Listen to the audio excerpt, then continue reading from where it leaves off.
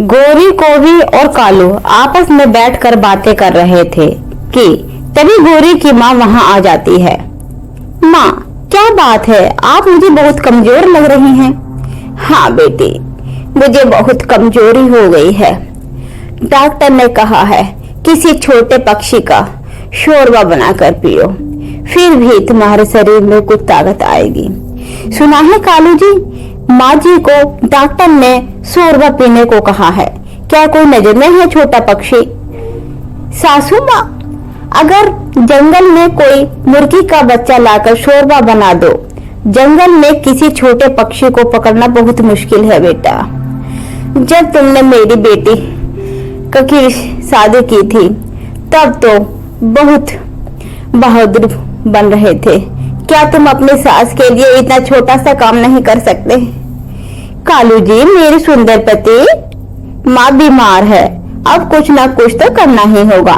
कालू कौवा घर से निकलता है और रानू चिड़िया के घर के पास जाकर छुप कर बैठ जाता है। ये चिड़िया नदी से पानी पीने जरूर आएगी। गुड्डू बैठा, आप यहीं पर बैठो, मैं अभी नदी से पानी पीकर आती हूँ। तभी वहाँ हरियाली तोती आ जाती है। चिड़िया, मैं तुम्हारे बेटे के पास बैठती हूँ और तुम जाओ नदी से पानी पीकर आओ। हाँ हरियाली बहन, मेरे बेटे का ध्यान रखना। फिर रानू चिड़िया नदी से पानी पीने चली जाती है और हरियाली तोती डुगू से पास बैठ जाती है। इसे भी अभी आना था, सारा काम खराब कर दिया इस तोते की बच्ची ने तो। क्योंकि बेटा, मैं बाहर से दाना लेने जा रही हूँ, आप घर में ही रहना और बाहर न निकलना। मम्मा, मैं घर में ही रहूंगा, आप जल्दी आना वापस। फिर मम्मा कबूतरी वहां से निकलती है। कबूतरी को जाता हुआ देखकर कालू कौवा कबूतरी के घर चला जाता है। चलो छोटे बच्चे, मैं तुम्हें दूध की फुल्की लेकर देता हूँ। वो कहाँ मिलेगी अंकल? मेरे घर के पास है दुकान जहाँ से दूध की कुल्फी मिलती हैं, बहुत स्वादिष्ट होती हैं वो कुल्फी। क्या तुम जाओगे मेरे साथ? ऐसे अपनी बातों में फंसाकर कालू कौवे छोटे बच्चे को अपने साथ ले जाता है। हरियाली तोती कबूतर के बच्चे को कौवे के साथ जाता हुआ देख लेती है। ये कालू का बच्चा छोटे कबूतर को अपने साथ लेकर कहाँ जा रहा है? रानू चिड़िया भी नदी से पानी पीकर आ जाती है। चिड़िया चिड़िया, वो देखो, काला कौवा कबूतर के बच्चे को लेकर पता नहीं कहाँ जा रहा है। हमें जाकर देखना ही होगा, कहीं वो कौवा वो छोटे बच्चे को नुकसान ना पहुंचा दे। गुड्डू बेटा, आप घोंसले में पत्तों के नीचे छुप जाओ और बाहर ना निकलना। मम्मा चिड़िया और हरियाली तोती कौवे के पीछे पीछे जाती हैं और एक जगह जाकर चुपके से बैठ जाती हैं। मैं थक गया हूँ अंकल, अब मैं और नहीं उड़ सकता, बस थोड़ी ही दूर और जाना है हमें। जल्दी करो बेटा। रुको रुको कौवे, तुम इस बच्चे को लेकर कहाँ जा रहे हो? मम्मा, मैं तो इस दूध की कुल्फी खाने के लिए जा रहा हूँ। दूध की कुल्फी? ठीक है कौवे, हमें भी अपने साथ लेकर चलो। नहीं नहीं नहीं, मेरे पास इतने पैसे नहीं हैं। दुष्ट दुष्ट कौवे, छोड़ दे इस बच्चे को और भाग जाओ यहाँ से। आंटी कौवे, अंकल तो बहुत अच्छे हैं, आप इन्हें क्यों डांट रही हो? नहीं बेटा, ये कौवा बहुत बुरा है, ये जरूर तुम्हें कोई नुकसान पहुंचाएगा। चिड़िया और हरियाली तोते कौवे को वहां से भगा देती हैं और छोटे कबूतर से बच्चे को वापस उसके घर ले जाती हैं। चिड़िया और हरियाली, आप दोनों का एहसान मैं जिंदगी भर कभी नहीं भूल पाऊंगी। आपने मेरे बच्चे को बचा लिया। मम्मा मम्मा मम्मा, मगर वो कौवा अंकल तो बहुत अच्छे थे, वो मुझे कुल्फी ले देने वाले थे। नहीं बेटा, बड़े ही जानते हो तुम क्या, और वे बहुत बुरा कालू है, वे हमेशा दूसरे पक्षियों को नुकसान ही पहुंचाता है। और वह उड़ता हुआ पहाड़ों की ओर चला जाता है कौवा। वहां एक घोंसले में चील का बच्चा बैठा हुआ था। यहाँ तो चील भी नहीं है और चील का बच्चा अकेला बैठा हुआ है। मेरी सास तो चील का बच्चा खाकर बहुत खुश होगी। कालू कौवा आगे बढ़ता है तो बच्चा कालू कौवे को देखकर रोने लग जाता है। चुप चुप चुप कर जा, यहाँ तेरी आवाज सुनने वाला कोई नहीं है। कालू कौवा छोटे बच्चे को क्या जानने वाला है कि पीछे से जालिम चील आ जाती है और अपने मजबूत पंजों से कौवे को उठाकर ऊपर से नीचे फेंक देती है और कालू कौवे को पहाड़ से नीचे गिरा देती है। कालू कौवे के पंख टूट जाते हैं। बेशरम कहीं के, तुझे जिंदा छोड़ना रही हूं मैं, नहीं तो तुझे तो मार देना ही चाहिए था, मगर चील से पंगा लोगे तो ऐसा ही हाल करूंगी मैं सबका। चील वहां से चली जाती है। हाय मेरे कालू जी, ये है आपका पंख किसने तोड़ दिया? गोरी, ये सब तुम्हारी माँ की वजह से हुआ है। वे चील तो मुझे जान से मारने वाली थी। जब छोटे कबूतर को इस बात का पता चलता है तो वह अपनी माँ के गले लग जाता है। मम्मा, आपने सच कहा था कि बड़ों को पता होता है कि कौन अच्छा है और कौन बुरा। प्यारे दोस्तों, इस कहानी को लाइक, शेयर एंड सब्सक्राइब जरूर करना। ये थी रामू चिड़िया की कहानी, जिसमें कालू एक छोटे से बच्चे को नुकसान पहुंचाना चाहता था। कालू कौवा और गोरी ये दोनों बहुत चालाक चतुर थे और वे हमेशा दूसरे पक्षियों को हमेशा नुकसान पहुंचाते हैं। तो प्यारे दोस्तों, आप भी अपने छोटे छोटे बच्चों का ध्यान रखें। एक जंगल में भूरा नाम का एक घमंडी सांड रहता था। उसे अपनी शक्ति पर इतना घमंड था कि वह अपने आप को जंगल का राजा समझने लगा था। वह रोजाना जंगल के किसी न किसी जानवर से दौड़ने की प्रतियोगिता रखता और साथ ही एक शर्त भी रखता कि हारने वाले जीतने वाले को जीवन भर नौकर बनकर रहेगा। बैल को नौकर बनाने के लालच में हर रोज कोई ना कोई बैल से शर्त हार जाता, लेकिन बैल अपनी शक्ति से हमेशा जीत जाया करता था, जिसके बाद वह दूसरे जानवरों को अपना नौकर बना लेता। दिन पर दिन बैल का घमंड बढ़ता ही जा रहा था। उसी वन में एक नर हिरन अपने बच्चों के साथ रहता था। नर हिरन की पत्नी बच्चे को जन्म देते वक्त ही गुजर गई थी, इसीलिए छोटे हिरन को नर हिरन ने अकेली ही पाला पोसा था। एक दिन छोटे हिरन ने अपने माता से पूछा, पिताजी, पहले जो मेरे खरगोश मित्र मेरे साथ खेला करते थे वह आजकल जंगल में नहीं दिखाई दे रहे, क्या आप इस बारे में कुछ जानते हैं? पिताजी, बेटा नहीं, उन्हें जंगल के घमंडी बैल ने शर्त में हराकर अपना नौकर बना लिया है। वे बिना बैल की ही मर्जी के फिर से जंगल नहीं आ पाएंगे। पर पिताजी, क्या आप उनकी कोई मदद नहीं कर सकते? दोस्तों की मदद करना तो हमारा कर्तव्य है। तुम बिल्कुल ठीक कर रहे हो बेटा। उस घमंडी बैल का अहंकार दिन ब दिन बढ़ता ही जा रहा है। मुझे उसकी कैद में फंसे जानवरों को आजाद कराना ही होगा। और दूसरे दिन नर हिरन बैल की प्रतियोगिता करने उसके पास पहुंचा। घमंडी बैल उन्हें अपनी शक्तियों का बड़ा घमंड था। आज मैं उन्हें तुम्हारी ही शर्त से हरा कर दिखाऊंगा, पर उससे पहले तुम्हें यह बात को भी याद करना होगा कि यदि तुम मुझसे हार गए तो आजीवन मेरा नौकर बनकर रहना होगा। हाँ, मुझे याद है। पर अगर मैं तुमसे जीत गया तो तुम्हें सारे जानवरों को अपनी दास्ता से मुक्त करना पड़ेगा। मुझे तुम्हारी शर्त मंजूर है। इस प्रकार दोनों आपस में शर्त को मंजूर कर लेते हैं, पर पहले मुझसे जीत कर तो दिखाओ। दोनों ने तय किया कि दौड़ जीतने के लिए उन्हें जंगल के बरगद तक सबसे पहले पहुंचना होगा। दोनों दौड़ने के लिए तैयार थे। तभी हाथी ने अपने क्षण से आवाज निकालकर प्रतियोगिता शुरू करने का निर्णय लिया और बैल दोनों की पूरी तेजी के साथ दौड़ रहे थे। जंगल के सभी जानवर हिरन के जीतने की प्रार्थना कर रहे थे। तभी हिरन तेज दौड़ता हुआ बैल से आगे निकलने लगता है। यह देखकर बैल को मालूम हो जाता है कि वह अब हिरन को नहीं हरा पाएगा। कुशल बैल ने अपने सींग से हिरन पर वार कर दिया, जिससे हिरन वहीं घायल होकर गिर गया। बैल ने अपने सींग इतनी ताकत से हिरन को मारे थे कि हिरन पूरी तरह से लहूलुहान हो गया था। जंगल के दूसरे जानवर हिरन की मदद के लिए पहुंचते उससे पहले ही हिरन मर चुका था। हिरन ने अपने प्राण जंगल के जानवरों को बचाने के लिए बलिदान कर दिए थे। छोटा हिरन अपने पिता की लाश से लिपटकर रो रहा था। उसे इतना दुख देखकर कभी जानवरों की आंखों में आंसू आ गए थे। सभी को पता था कि बैल ने हिरन को मारा है, पर बैल का इतना खौफ था कि कोई भी जानवर बैल के खिलाफ कुछ भी नहीं कर सकता था। उसके सामने कोई भी नहीं बोल सकता था।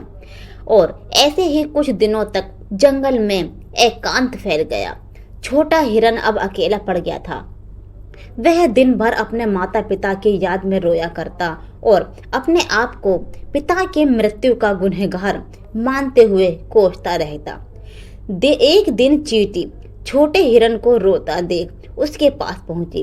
अब रोना बंद करो हिरन, अब तुम्हें साहस के साथ अपना जीवन जीना होगा। बिल्कुल तुम्हारे पिता की तरह मुझे जीवन की अब कोई ख्वाहिश नहीं है। पिताजी की मृत्यु के बाद पूरी तरह मैं टूट चुका हूँ। मैं सिर्फ उस बैल से बदला लेना चाहता हूँ, चाहे मेरे प्राण ही क्यों न चले जाएं। नहीं नहीं नहीं, तुम्हें पिताजी पहले से ही हमारे लिए अपना बलिदान दे चुके हैं। अब तुम्हें हम पर बलिदान देने की कोई जरूरत नहीं। तुम्हारे बदले में उस बैल से बदला मैं लूंगी, पर तुम तो बहुत छोटी सी हो। शक्ति के आगे तुम कैसे टिक पाओगी? हर बार केवल शक्ति लगाना ही पर्याप्त नहीं होता। कभी कभी हमें सूझबूझकर अकल से भी काम करना चाहिए। और दूसरे दिन वे बैल को चुनौती देने उसके पास पहुंच गई। बैल की बात सुनकर हंसने लगा। इतने दिन बाद मुझसे कोई चुनौती देने वाला और भी छोटा जानवर आया है। तुम्हें पता है, आसपास के 5 जंगलों में मुझसे देश कोई भी मेरे आगे बढ़ने की हिम्मत नहीं रखता। मैं सभी को हरा देता हूँ। तुम्हें इतना आत्मविश्वास देखकर मैं सोच में पड़ गई और मन ही मन सोचने लगती है कि अगर ये छोटी सी सचमुच मुझसे तेज हुई तो इसे अपने पैरों से कुचलकर मार दूंगा। बैल दौड़ के लिए तैयार हो गया। आसपास खड़े सभी जानवर चिड़ियों को आश्चर्य से देखने लगे। हे भगवान, यही उम्मीद कर रहे थे कि किसी तरह ये अपनी जान बचा ले, और पूरे आत्मविश्वास के साथ एक पत्ते पर खड़ी थी। जानवरों के लिए ये बहुत अजीब सा था कि तभी हाथी ने अपने सूंड से आवाज लगाई और रनिंग शुरू हो गई। थोड़ी ही दूर में वह उससे आगे पहुंच जाती है और हवा के झोंके से सांड पीछे रह जाता है। इस प्रकार इसमें तो सांड की हार हो जाती है। एक घने जंगल में एक हाथी रहता था। वह स्वभाव से स्वर्णीय और क्रूर निर्दय था। वह जंगल में घूमता इधर उधर जाता और साथ वह पेड़ और उसकी शाखाएं तोड़ डालता। जो भी पक्षी उन पेड़ों पर रहते थे उस हाथी से बहुत डरते थे।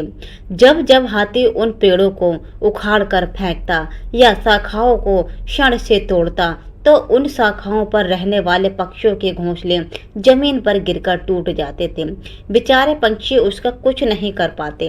जंगल में हाथी ने जो तहफा तबाही मचा रखी थी। इतना ही नहीं, शेर और बाघ भी उससे दूर ही रहते थे। जंगल के सभी जानवर उस हाथी से परेशान हो गए थे, लेकिन चाहकर भी वे कुछ नहीं कर पा रहे थे। उसी जंगल में एक चतुर खरगोश भी रहता था।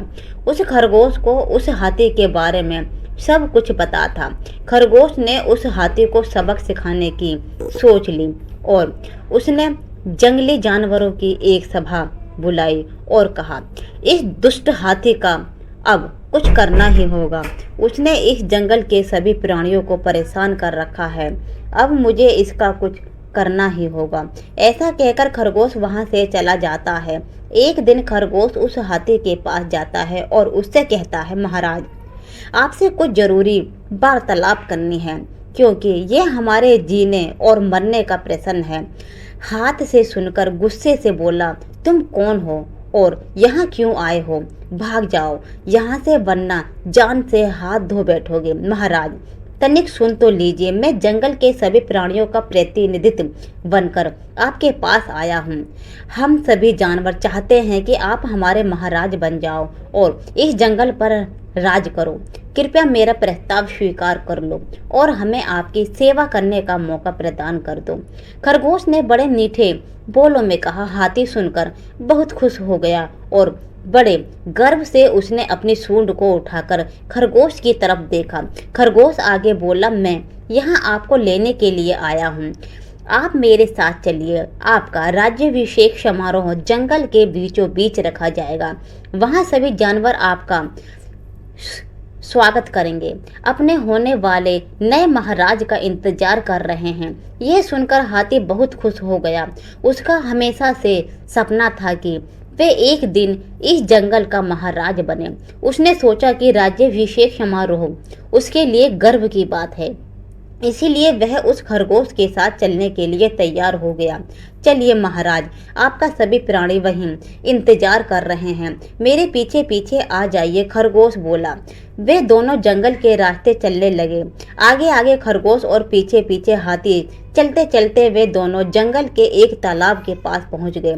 उस तालाब का परिसर पूरी तरह दलदल से भरा हुआ था। खरगोश का वजन कम था, इसीलिए उसे उस दलदल से बचने में ज़्यादा परेशानी नहीं हुई। तभी उसी दलदल से आगे बढ़ने लगा, पर हाथी का वजन ज़्यादा होने के कारण वह उस दलदल में फंसकर मर गया।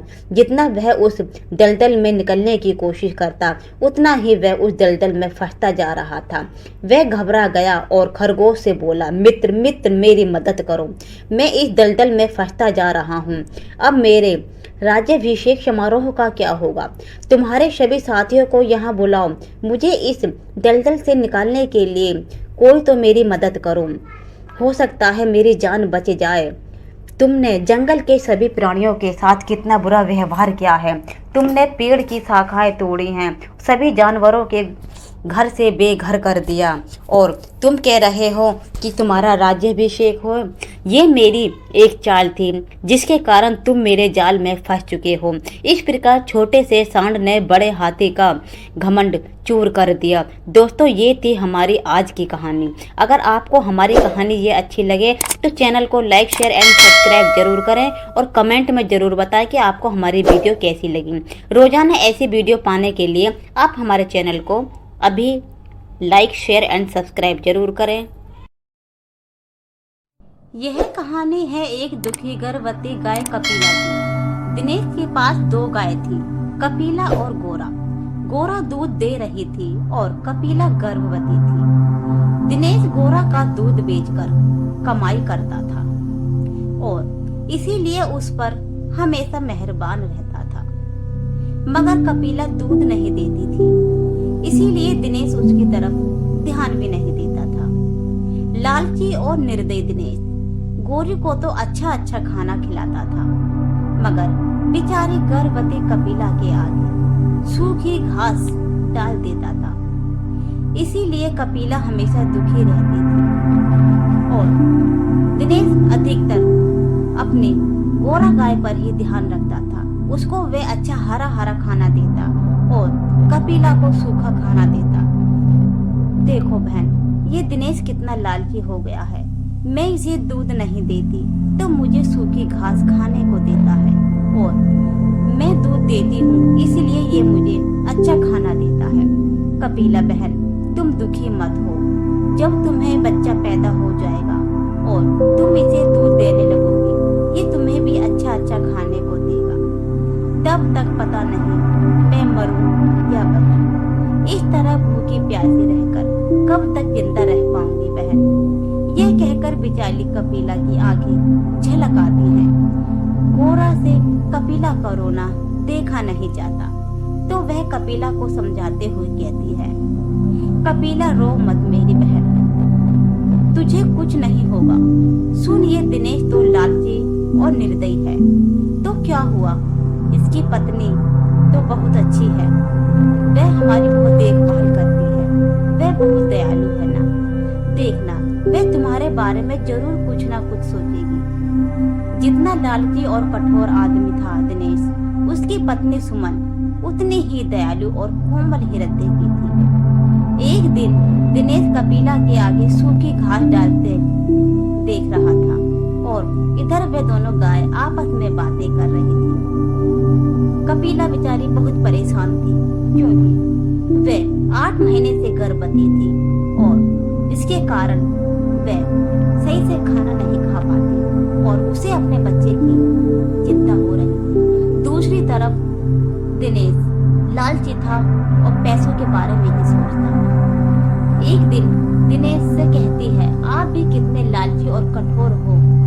इस गोरा को तो पौष्टिक आहार खाने को देती और इस बेचारी गर्भवती कपिला को बस सूखा चारा और वह भी पेट भर नहीं।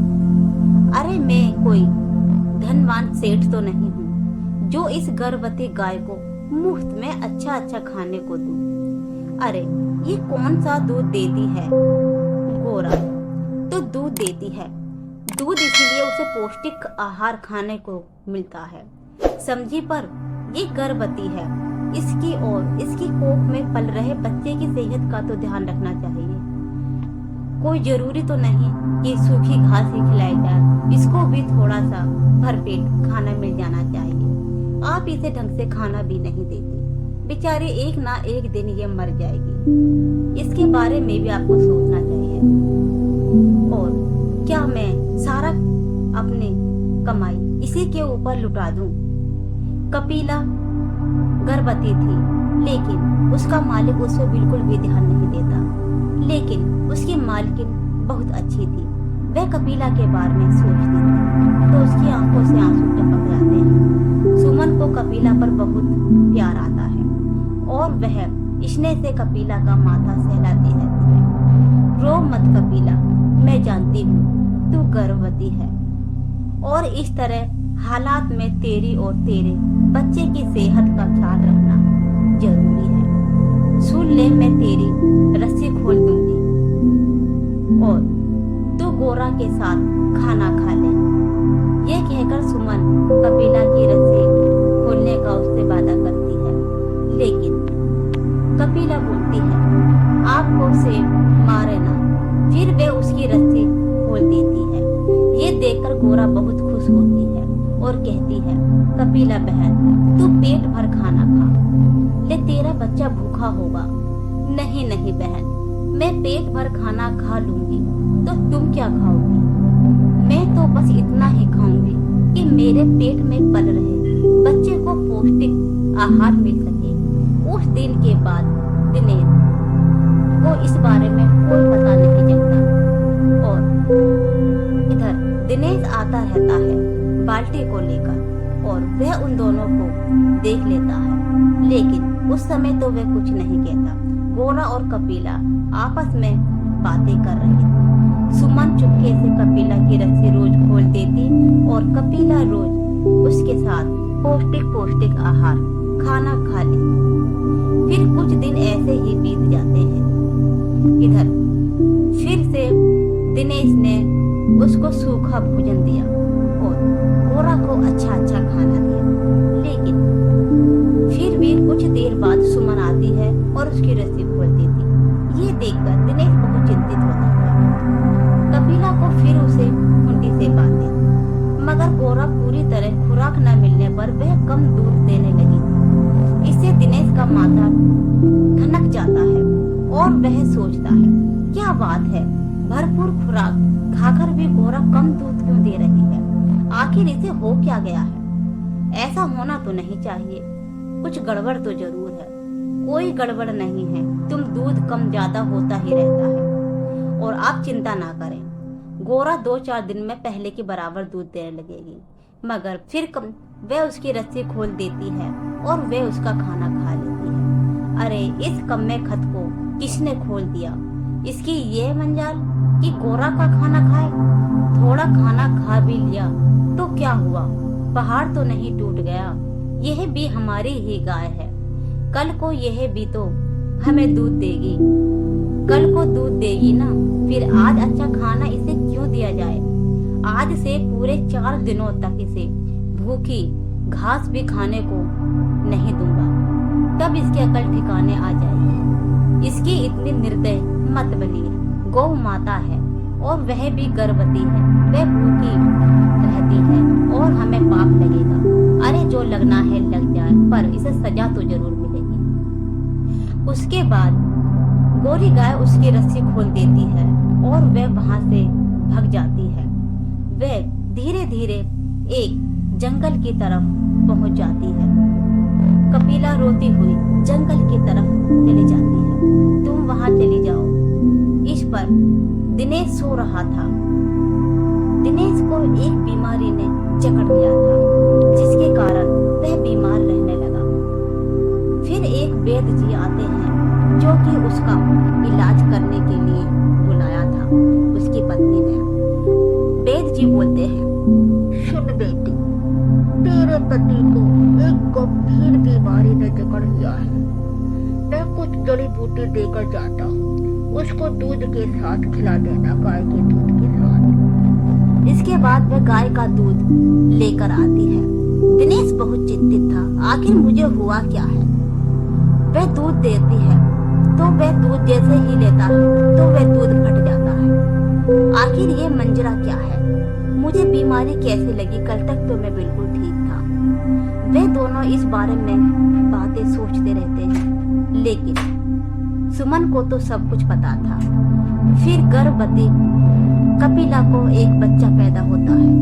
वह होता है बेटा। वह उसको देखकर बहुत खुश होती है। वह बहुत सुंदर था। वह मन ही मन सोचती है, अगर मैं इसे इस जंगल में रखूंगी तो जरूर इसे कोई ना कोई शेर खा जाएगा और इसका शिकार कर लेगा। क्यों ना मुझे अपने घर वापस लौट जाऊं, इससे मेरे बच्चे की भी जान बच जाएगी और मुझे भी खाना मिलेगा, क्योंकि अब मैं भी दूध देने लगी। उधर रामलाल तो बहुत बीमार था। उसकी पत्नी सुमन उसकी खूब देखभाल करती थी, लेकिन उसे तो वैद्य जी ने एक गाय के दूध से गोली खाने को कहा था, जिसके कारण वह जो भी दूध लेता वह फट जाता। ये सुनकर गाय धीरे धीरे अपने मालिक की तरफ बढ़ रही थी और इधर गोरी गाय उसके पास पहुंच जाती है। कपिला को देखकर गोरी बहुत खुश होती है और वह सोचती है, अरे वाह, तुम्हारा बेटा तो बहुत प्यारा है, कितना सुंदर बेटा है। उधर दिनेश भी आ जाता है। दिनेश अपनी गाय को देखकर बहुत खुश होता है, क्योंकि अब वह उस गाय से माफी मांग लेता है और बोलता है, कपिला, मुझे माफ कर दो, मुझसे बहुत बड़ी गलती हो गई, मुझे तुम्हारे साथ ऐसा नहीं करना चाहिए था। हो सके तो भगवान के लिए मुझे माफ कर देना। उसके बाद कपिला गाय बहुत दयालु थी। वह उसको एक पल में ही उससे माफ कर देती है, जिसके कारण वह उसे भरपूर दूध देती है और वह गाय के दूध के साथ दवाइयों का सेवन करता है और एक अच्छा खासा इंसान बन जाता है। उसे बीमारियों से मुक्ति मिल जाती है। तो ये थी हमारी एक कहानी। दोस्तों, हमारे चैनल को लाइक, शेयर एंड सब्सक्राइब जरूर करें। आपका